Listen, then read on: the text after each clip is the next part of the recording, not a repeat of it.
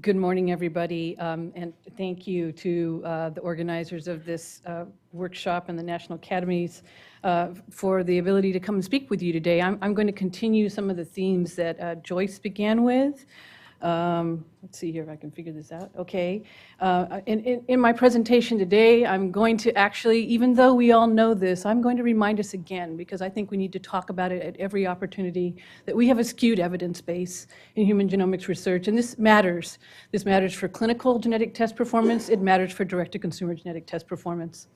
As a consequence of this skewed evidence base, underrepresented populations are more likely to be affected due either to a lack of benefit because of uncertain results or potential harms related to false positive or negative results.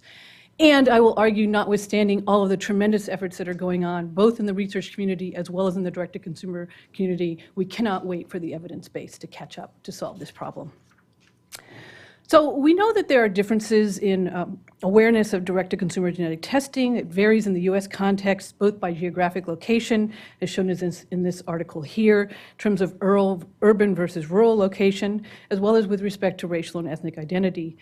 These adjusted rates are from the HINTS survey, data collected between 2011 and 2014, controlling for age, sex, education, income level, and survey year. It might be reasonable to suggest that improving awareness of and access to direct-to-consumer genetic testing would go much, if not all of the way, toward addressing currently recognized genetic testing uptake disparities. However, I'm going to argue that even if all awareness, education, marketing, etc., access differences disappeared tomorrow, there would still be disparities in the clinical utility of these tests.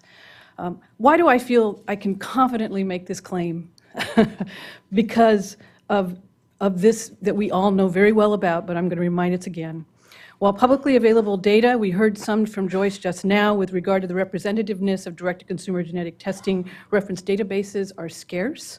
It is well recognized that the wider genomic research evidence database is markedly skewed towards individuals of Northern and Western European ancestry. This was especially the case at the dawn of the Genome-Wide Association study era, GWAS era, 10 years ago, and it continues to be the case today. This most recent depiction, which I find very startling every time I see it, by Alicia Martin and colleagues, further emphasizes the degree of overrepresentation of European ancestry individuals, and by extension, underrepresentation of other population genetic ancestries found among studies identified in the GWAS research catalog when compared to the global population. We also know, I won't show the data, that smaller collections of exome sequencing and whole genome sequence data are similarly skewed, and we also heard about 23andMe just now, very similar numbers. Now, while population genetic differences are, as we all know, more often a matter of degree rather than kind, when considerations turn to rarer variation, in this case typically less than 1% minor allele frequency gene variants, in other words, exactly the sort of variation which is most likely to be involved in disease predispositions of high interest to precision medicine, these differences become more pronounced. For instance, in an exome sequencing study of 2,300 European Americans and 2,300 African Americans that was conducted by the NHLBI's exome sequencing project, data show some of the, oops, sorry. Oh, I skipped a page, sorry. All right.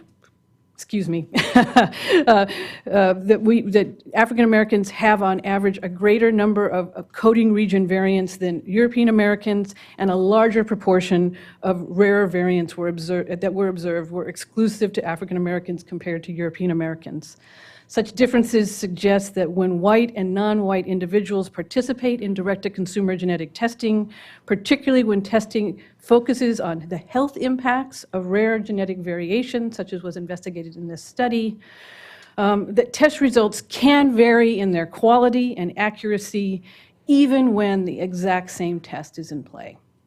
We heard examples of this already. Now, there are three main types of outcome disparities that are theoretically possible as a consequence of these evidentiary disparities and have been illustrated by reports largely all in the kind of clinical genetic testing literature. We just don't have good data about how this is playing out in direct-to-consumer testing contexts. And so I'm going to illustrate with a couple of examples. First, We know that individuals who come from population genetic backgrounds that remain underrepresented in the current evidence database are more likely to receive uncertain genetic test results.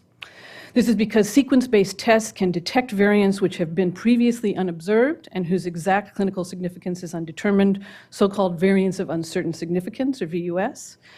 In one study of outcomes associated with multi-gene hereditary cancer testing for approximately 1,500 patients at the Stanford Medical Center over a 2-year period, 49% of whom were non-white, shown in dark bars in this picture.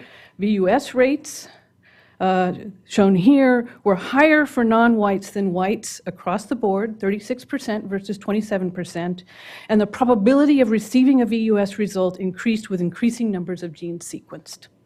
These authors also reported that 19 genes had a VUS rate of at least 1%, and in nearly all of these cases, the rates of VUS were higher for non-whites than whites. At a minimum, receipt of uncertain test results is going to lead to a lack of direct benefit for affected patients relative to those who receive more definitive findings. When, as we know it can occur, VUS are misinterpreted as pathogenics, patients can possibly be harmed. Consumers from underrepresented backgrounds can also be harmed by receiving results misclassified as pathogenic due to a failure to consider ancestry match controls in the course of variant interpretation. In this retrospective study of patients who had undergone clinical genetic testing for hypertrophic cardiomyopathy, a number of variants initially returned as pathogenic were subsequently reclassified once data on their frequency in unaffected African American individuals became available.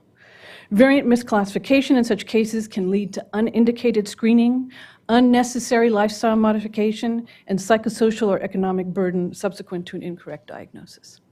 We don't have good data about the effects in such cases.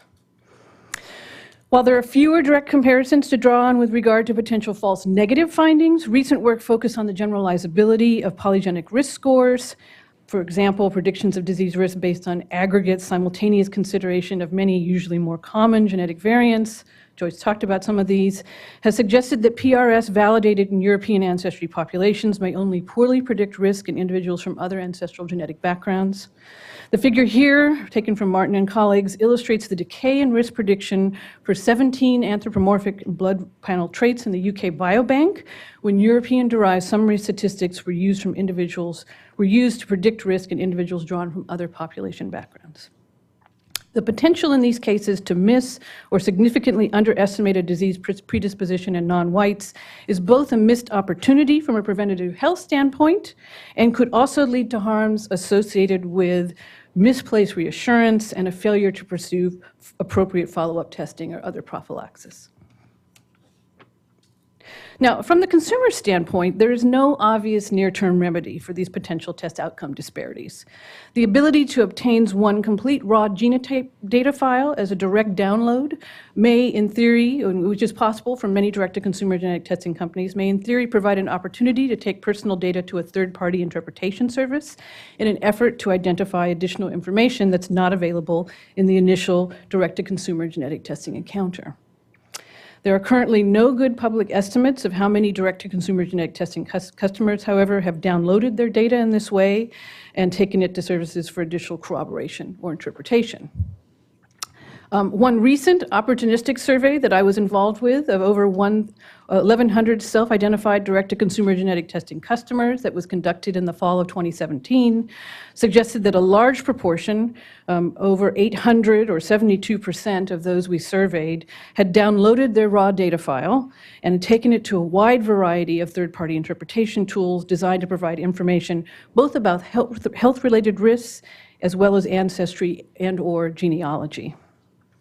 But of course, nearly all of these tools, as much of the direct-to-consumer genetic testing literature, draw on the same skewed reference evidence base, skewed heavily towards European ancestry individuals. Hence, new answers are unlikely to be forthcoming from such efforts, and additional errors have also been shown to creep in when genotype data of variable quality that have not been uniformly QC'd and this is made clear to consumers, but they may not understand, are then subsequently run through largely unregulated third-party interpretation tools. And I put this on the table because I think we tend to kind of segregate off these activities from the direct-to-consumer domain, but they're being enabled by direct-to-consumer genetic testing, and we need to think about them in this context.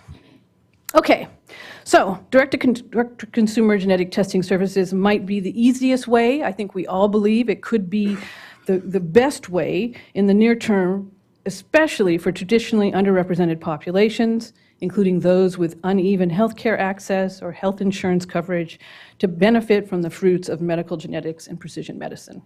That's the promise. But steps must be taken to ensure that disparities are not further exacerbated due to these underlying evidentiary biases. And arguably, the direct-to-consumer genetic testing community, which is pushing results out to consumers quicker than the research community, is at the forefront of having to identify solutions to this very important problem. These are just possible suggestions. I'm thinking that direct-to-consumer genetic testing companies should be considering exploring analytical or algorithmic adjustment. We heard from Joyce about steps that they are taking at 23andMe to improve the predictive accuracy of polygenic risk scores.